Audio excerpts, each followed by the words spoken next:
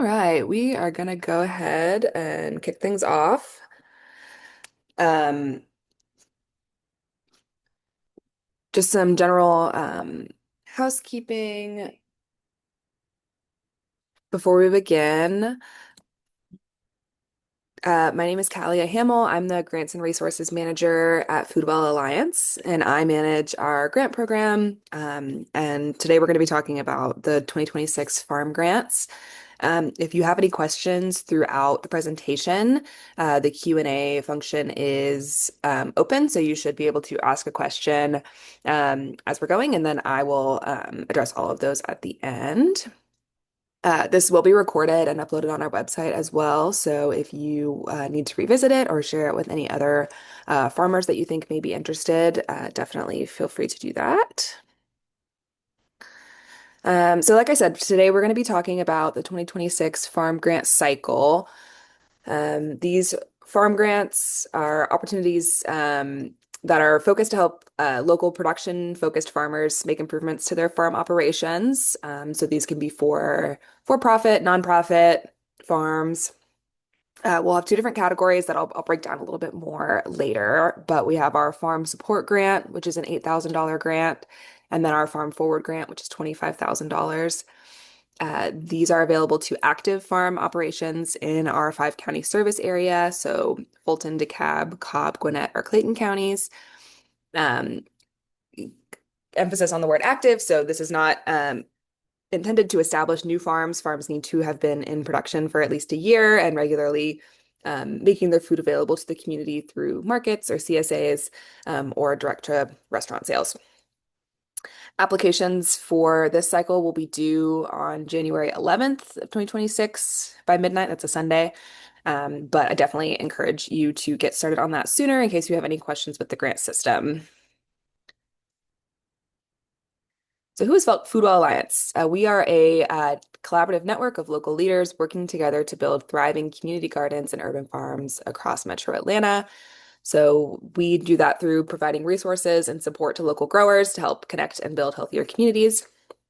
So we, really acknowledge the value that local growers provide to a healthy food system, and we want to support the growers themselves so they can do what they do best, and you know, hopefully help with all the benefits that'll come down the line as this food makes it into the community. So in 2025, our resources reached 171 community gardens and 85 farms across our service area. We also work with community orchards. So those are kind of our three key groups. Before we get into the grants, I want to highlight some of the other Foodwell Alliance farm support resources. A lot of times farms, if they're maybe not ready for the full grant, they can tap into some of these other resources. These resources can also be combined with a grant to help kind of maximize the value of those grant funds. So we have a range of offerings, and these are all written out really well on our website as well. So if this is a lot of information at once, I definitely encourage you to visit the Foodwell Alliance website in the Farms tab. It'll break all this down.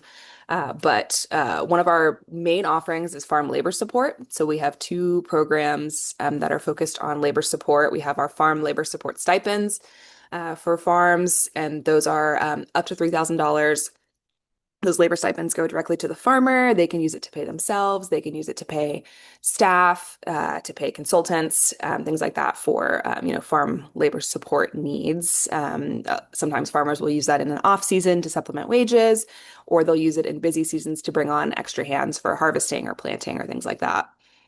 We also have our special project labor support program, which I'll talk about a little bit later more in depth, but that program is separate from our farm labor support stipend, but it can be used for special projects, infrastructure improvements, and it is a reimbursement program. So we cover the cost of installation for specialized contractors to come out and do a project at your farm. We also offer mechanical assistance through a partnership with Chris Teal, Small Farmer at Large.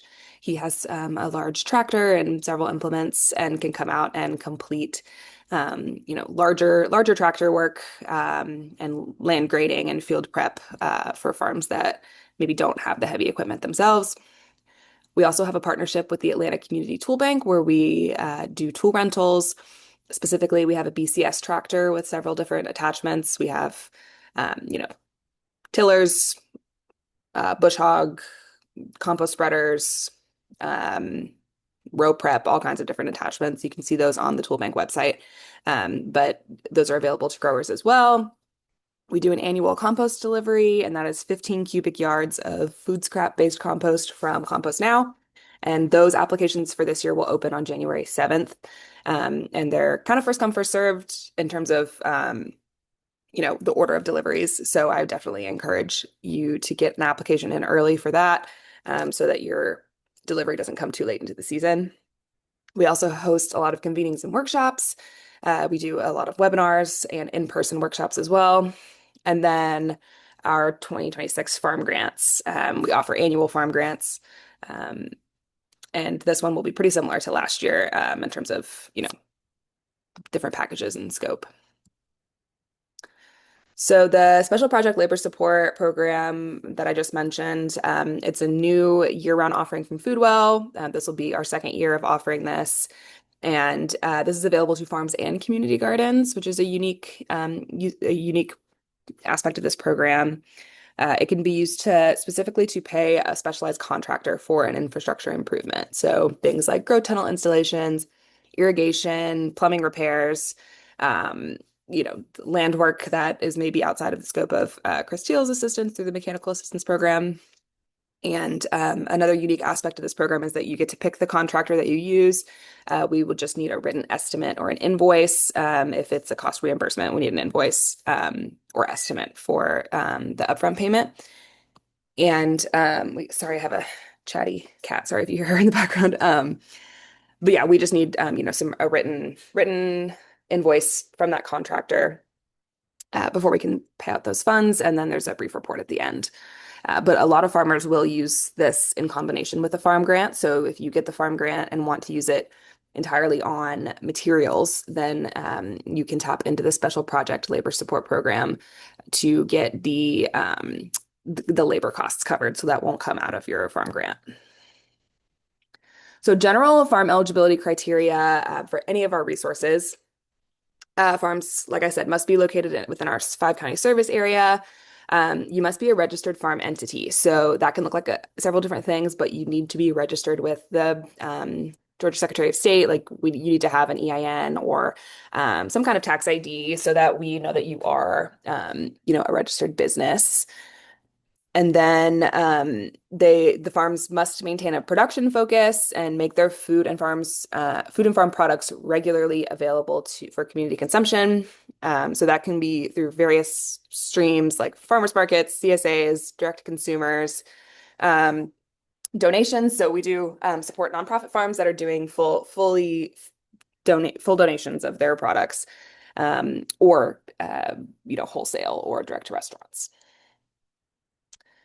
So we did a survey back in 2023 to ask farmers which of the currently offered Foodwell Alliance resources are most helpful for your work. And the top 3 answers we got were grants, compost delivery, and labor support.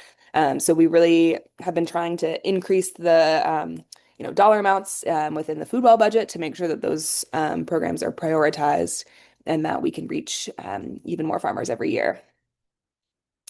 So in 2025, we had $517,000 go directly to farmers through all of our different programs. So grants, labor support, special project labor support, mechanical assistance, compost, seedlings.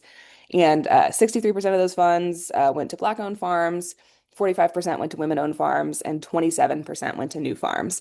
So by new farms, we mean new farms to the Foodwell Alliance network. But we're definitely trying to, prioritize equity and prioritize reaching younger growers, newer growers, and just increasing our scope in general.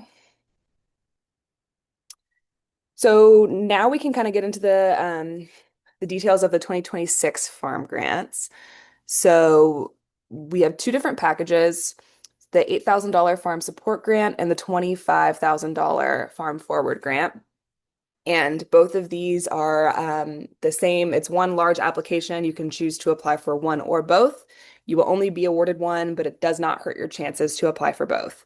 So I definitely encourage, if you're going to apply for the $25,000 grant, I would really encourage you to fill out the $8,000 portion as well, just in case.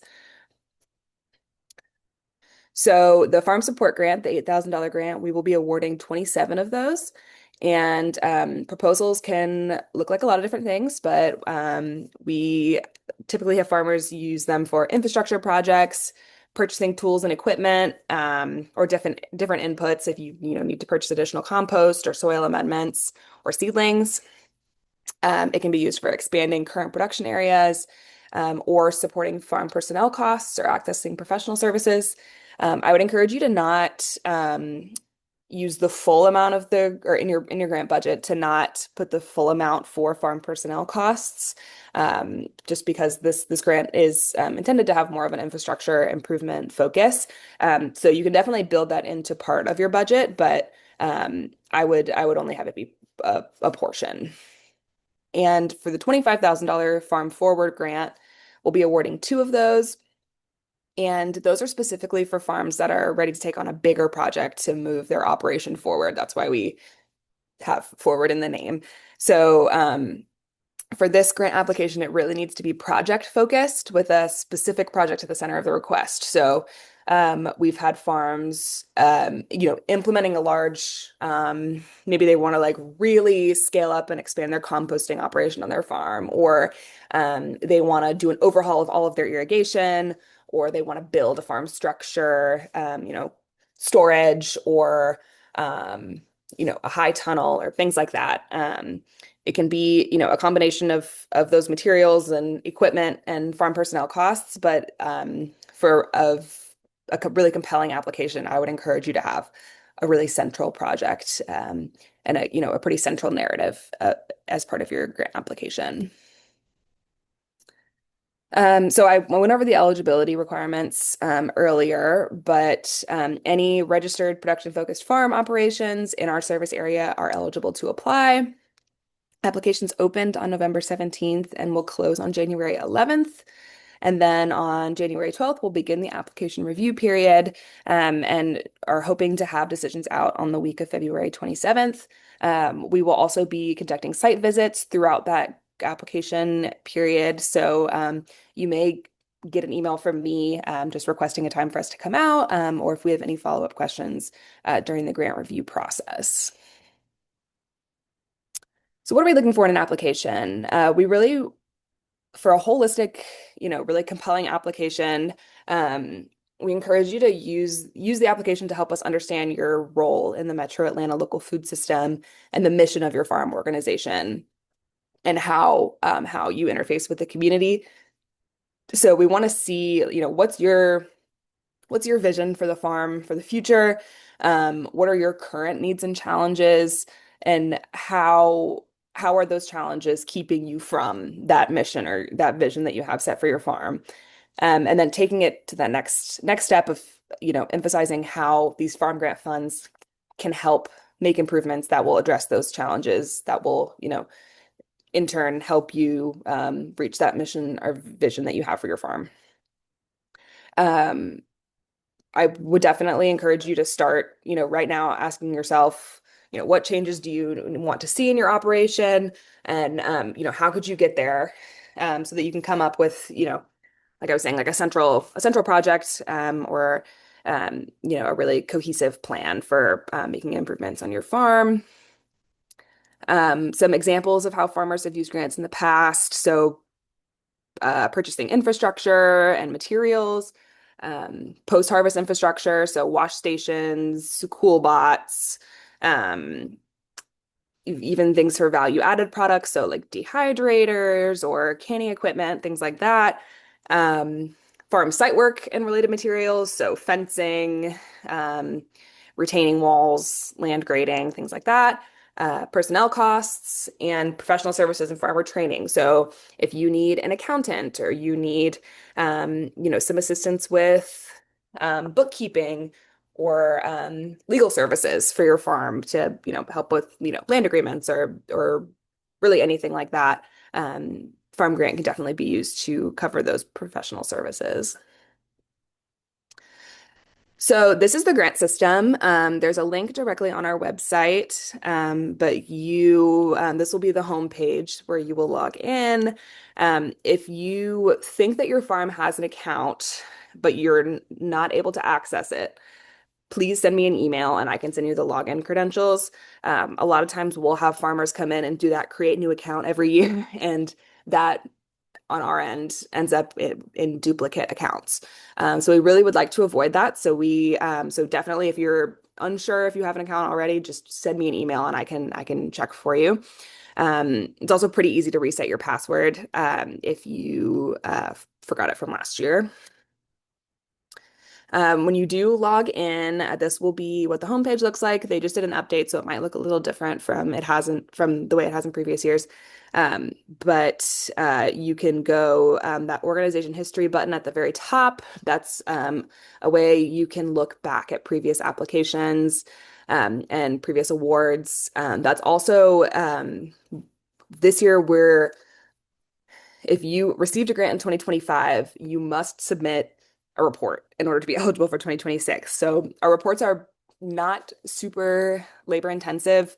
They don't require receipts or super detailed financial tracking. We really just want to know, just really to close the loop on the grant process, to see if there were any large deviations from your initial proposed budget, to get some pictures of your projects, and to get a description of how the grant funds were used and how they benefited your farm operation. So you should see on this homepage if you received a grant last year and have an outstanding report, it should be on this homepage, but you can also go to that organization history button to go back and double check on that. And this is a picture of the application. So the application will have, like I mentioned before, for the farm support and the farm forward grants, it's one combined application, and you can choose to apply for one or both. There's only one section up at the top for your farm organization description.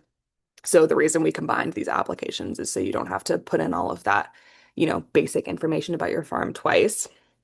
So that'll be this first drop down will be that farm organization description, and then you'll have the two options for the farm support grant and the farm forward grant. And then there is a section for additional supporting materials. So the grant does require that you upload 3 pictures, and those pictures really need to be, not an up close photo of produce, but preferably, a big like landscape photo of your farm, what it looks like on the whole. And then if you're, applying for a specific project, it could be helpful to, upload a picture of where if you want to install a high tunnel. Here's a photo of the space where I think this would be installed, and or if you're doing, some kind of larger land project and you want to show a picture of the erosion on your site or something like that. But using the photos to help give context to your application is really helpful on our end. But there's also a section in that additional supporting materials tab to, if you have a website or social media, you can link that. If you have any news stories about your farm or other, documents that you would like to share, you can upload those there as well. Okay, so some additional considerations. Like I mentioned, you must submit your 2025 report to be eligible to reapply for 2026. If you are awarded funds for the 2026 cycle, they must be used in the 2026 calendar year. The report this year will be due, or I guess next year will be due November 30th. So you can definitely submit that report earlier, but that will be open for you for the duration of once you receive the funds. So you can complete it at any time, but it will be due on the 30th. Yeah, like I was saying, just think about what changes you wish to see in your farm and how the farm grant can really assist you towards those changes. That's a more compelling grant application will, really paint a picture and have a story behind your farm rather than just a grocery list of random materials that you could use on your farm. The grant funds can be combined with other sources of funds to accomplish a project. So if you're looking for something really large scale, and need matching funds, or you need, we've had farmers use, they receive EQIP funding from NRCS to do an infrastructure project, and that's a cost share program, so they need some additional funds to help with cover their portion. Uh, the food well grant can be used for that. It's also, if you have other private funding or things like that, just make that very clear in your application, and really provide as much detail as possible into where the other funds are coming from, if you already have those secured, um, how the food well funds are going to supplement that. We get a lot of questions about flower farmers. You're definitely eligible to apply. We have several flower farmers that received the grant last year. I would just encourage you to really describe how you fit in the Metro Atlanta local food system. I know that flowers provide pollinator services, and um, all kinds of other values, that aren't just, food production. Um, and then school farms. So this is, a bit, so we technically don't work with school gardens, but school farms. So if you have, a farm that's located at a school that has a real production focus and has a dedicated farm manager, so not like a classroom teacher that's, doing this after school, but a designated farm manager staff member, then you would be eligible to apply. And then the last thing is just to really assess, your grant readiness. So, do you have, a dedicated bank account where these funds would go? Have you looked into the tax implications of receiving a grant? Do you feel project management wise that you can, manage some additional funds, and getting the report submitted? Like I said, the report is not a huge lift. We try to keep it pretty simple and accessible for everyone, but just really, reflecting and making sure that you have a plan to get those grant funds, implemented by the November 30th deadline in 2026. So a little checklist. Definitely check out the Foodwell Alliance Farm Resource Center webpage. So that page, the farm tab, will have a link to the grant system. It'll also have all of those other resources that I outlined at the beginning, with more detail and links to those applications. All of our other resources, like our labor support and our mechanical support, are year-round offerings. So they are available on a rolling basis. For the labor support stipend, you're only eligible to get it once every 12 months, but it is rolling. The only things that are, really like time bound are the farm grants and the compost deliveries. Those are the only ones that are available, in a specific period of time. Um, Definitely get, logged into the grant system as early as possible and get familiar with the application and the grant system itself. I will be available to answer questions. Foodwell staff will be out from December 22nd through January 2nd. So if you have questions in December, and you want to get them addressed before January, please, reach out before, by the 19th. I'll say it one more time, please. If you've received a grant in 2025, please submit your grant report.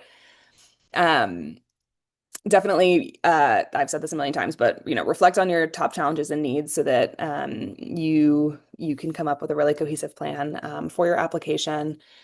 Decide if you want to go for the $8,000 or the $25,000 grant, and then get that application submitted by January 11th. So one more time, January 11th is the deadline.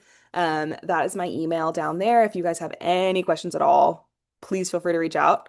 I am happy to help there. I'm gonna check the Q&A. It doesn't look like we have any questions right now. If anyone has, any questions about the grant process, or, about the application in general, or any other questions about Foodwell resources, feel free to give me an email, or give me a phone call. My phone number is on the Foodwell website as well. Um, and I am, happy to talk through, if you have any questions about what an eligible project is for the grant application, and what would make a good grant application, you can definitely, reach out to me with those questions as well. But I will give one more second for anyone to put any questions in the Q&A. Okay. Can you have multiple projects included in the Farm Forward grant application? Yes. Yeah, you can. So if you need to split that up, I would avoid having, like I was saying, like a grocery list of, too many projects. But if you have, two or even three major projects that you would want to use the $25,000 for, you can definitely break those up. If your farm works in two locations, can you still apply? Yeah.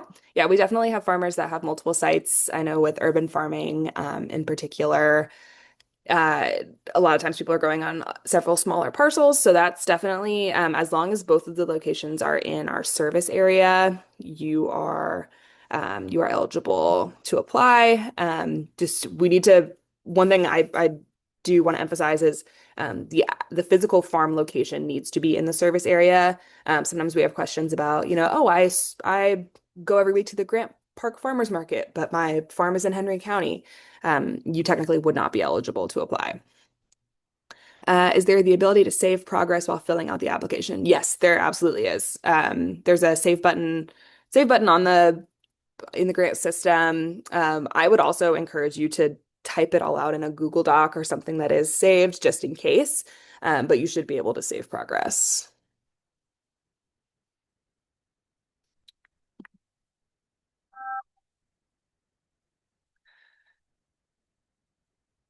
Can you speak more on the tax liability of receiving grant funding? Yeah, so I mean, you do have to mark it as income.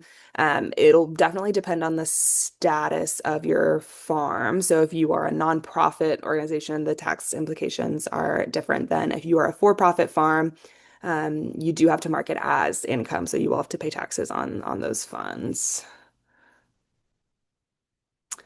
Okay, so what if you have an urban farm in the area and another one in another county? Um, that's okay. We have a couple farmers that are in that kind of situation. You would just need to any infrastructure improvements or materials would technically need to go to the site that is in our service area. So if you are applying for a high tunnel or irrigation or any of those things, they need to be for the site that is in our service area.